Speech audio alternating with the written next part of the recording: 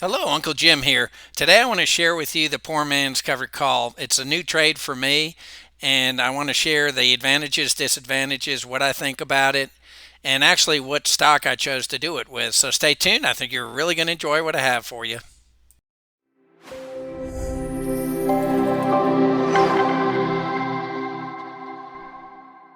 Okay, before I jump into the poor man's cover call, I do want to talk about my weekly trades. I like to share this information just so people can see how much money you can actually make selling options. It's a great way to earn passive income, to help you retire sooner or reach financial independence sooner.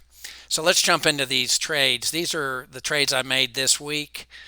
First with Coca Cola, I rolled a cover call both out and up. So originally it was $65 expiring next Friday, and I rolled it out to 119.24 at a higher strike price of 75 and picked up $346. So a lot of premium. I'm real happy with that trade. My guess is Coca-Cola will not reach 75. And again, if you've watched some of my other videos, I own a lot of Coca-Cola. I inherited it as a child, and this is how I'm able to make extra income, especially since the cost basis on my Coca-Cola is so low.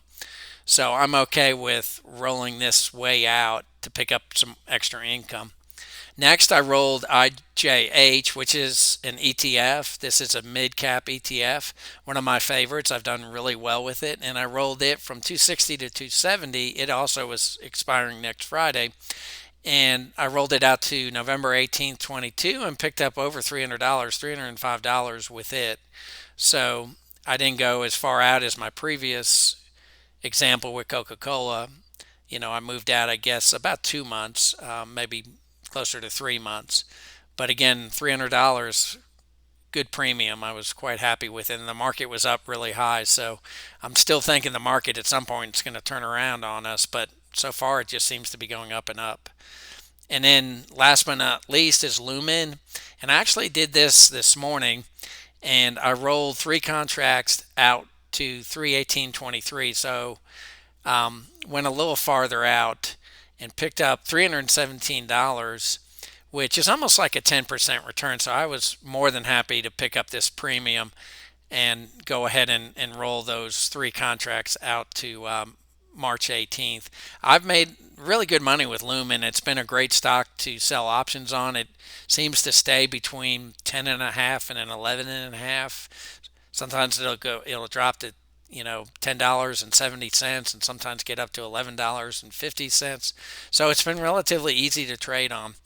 The net total for those three trades was 968, which is, that's the most I've made in a week in a long time. My goal is 600, and I've done much better than that in a very short period of time.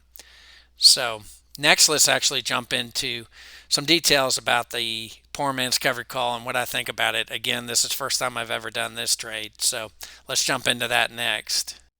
Now, why have I decided to do a poor man's covered call? This is a trade that I've wanted to do for a long time, and I decided to go ahead and give it a try so I can learn, what I like about it, what I don't like about it, and that's what I'm going to share with you in this next part of the video. Let's start with the definition, the PMCC as it goes by. What is the poor man's covered call? Well, it's actually two trades. The first one is you actually purchase a call, and you do it typically farther out, maybe 60, 90 days. You can even go farther. Some people will go out, make it into a leap and go way out. Now, what I did is I went out to January 20th, 23, and I went ahead and purchased a call with a higher delta than I typically do. So the idea is you want it in the money and you want it to kind of move along with the price of the stock.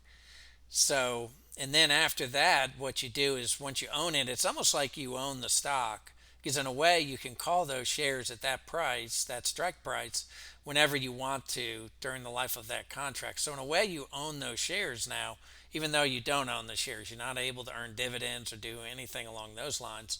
So next you actually sell near-term calls on those, on that same or against that contract. So what I plan to do is to sell calls every week and I'm going to show you a spreadsheet on how I think I'll do and what my calculations are.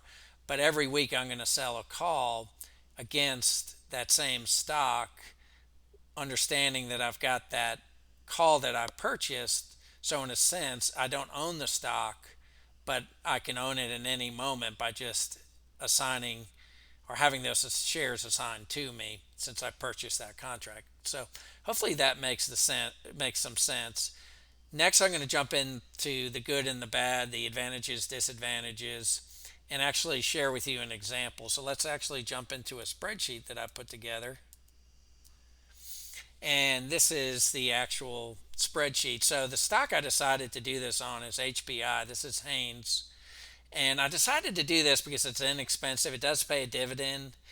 I'll be missing out on those dividends, but I really wanted to learn how to do this trade, so I was less worried about missing out on a dividend. I was more worried about making a mistake and doing it wrong and getting burned. So here you can actually see the two trades that I started with, and I actually did those just before close, maybe an hour and a half ago or so. And I did the initial purchase. Again, the delta was at 66, the strike was at 10, and I paid 189. So now I have in a way, I own the stock or can own it at $10 a share. So I'm going to write my calls short term. And I purchased, or not purchased, I sold this first contract again about an hour and a half ago, and it expires next Friday, and I picked up $15.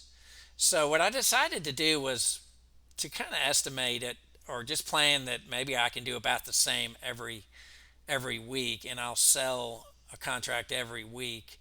Of course, I will either roll the one I currently have, or close it, or let it expire. But my goal is to do a number of these, and this calculation is kind of oddball. It makes a lot of assumptions the biggest assumption is that I have the same delta and I can do it every week and pick up $15. In reality, it's probably going to be in some cases longer expiration.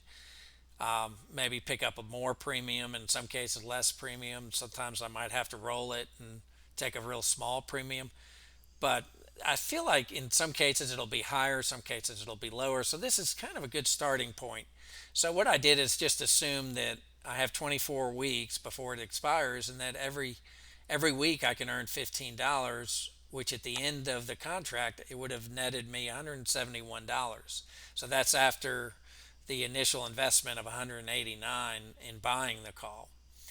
And that's a return of 90%, or a yearly return of over 194%. So if I can do anything near this, so say I can only do half this, I could potentially, earn a 45% return and a 90% return.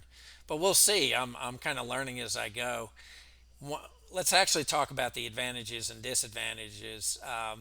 So the advantages is there's unlimited upside potential. Now, this is also assuming you can roll and you don't get assigned. But again, with this HBI, it doesn't move a whole lot, and I think I can probably, if the stock moves up fairly, steadily versus rapidly, I should be able to do quite well. So say the stock goes up to $15, and currently it's at 11, but that'll probably be a steady increase. Maybe a dollar up one day or one week, and then a dollar up a couple weeks later, and at some point being at 14 or 15. But I believe I can roll it up if it does go to something like 15, and then at the end of the contract, since I own the call at $10, I could actually either sell that, close it by selling that same call and pick up money that way, or I could own the stock at $10, which would automatically give me a $500 return. So if the stock goes up, you can do quite well. And again, assuming you can roll it and you don't get assigned. You also need much less of a cash and margin, so you don't need as much money. Again, with today, I paid 189, then I brought in 15, so the cash outlay was 174. Now I do need enough collateral that if it does get assigned to me, so it gets assigned to me at say $12. Say I sell a call at $12. I need enough collateral to be able to cover that, and I've got plenty of cash in my account. So but that's a lot less than having to own the stock. Well, yes and no. I mean, until you actually get assigned, it's a lot less. Once you're assigned, you would need to have that cash outlay of $1,200. So, and it's less risky in a lot of ways. With the fact that you don't need as much margin or cash, it's you're not taking quite as much risk. And it's also a good strategy for non-dividend stocks. Now, of course, HBI is a dividend stock, but in a lot of cases, if I've avoided stocks that don't pay dividends, companies like Google, and Google is actually one I've looked at possibly doing this, but Google's gone up so much. So this would be a good strategy for Google. So I might look at doing this with Google at some point if this all works out well and I'm not missing something. If you think I'm missing something, please leave a comment below. I'm new to this poor man's trade, but so far I find it where it can be really profitable. Disadvantages, it's definitely more work. I'm going to have to sell a contract every week. So it's, but that's not a ton amount of work. It's a matter of closing that position and then opening another one, or if it's way out of the money, letting it expire. But in most cases, I probably will either roll or um, I may I may close it if it moves a lot. I could possibly close it and then open a new position. And then the other disadvantage is early assignment. Since I'm doing this at $12, if it suddenly moves up to $12, they could potentially get assigned, but I'm not too worried about that. And then I wanted to talk just for a minute about HBI and why I selected it. Again, it's being so inexpensive. It's a good stock to start with trying to learn a new trading strategy. So that's the main reason I picked it. It's also a company I like. It's got good financials. It does pay a good dividend. I believe it's around a 5% dividend. If I picked it up at $10, that would be almost a 6% dividend. And it's like I said before, it's always been below. It's rarely ever been below $10. Only one time was it below $10, and that was, I believe, the crash of 2020. So it's not a real risky company to own in my mind. I like its financials. I like the management.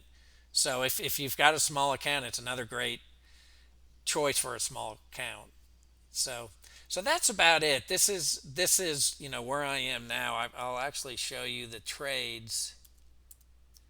So here you can actually see the trades. These are the ones I did earlier today, and you can see I paid 189, and then I picked up 15 when I sold a call on the same.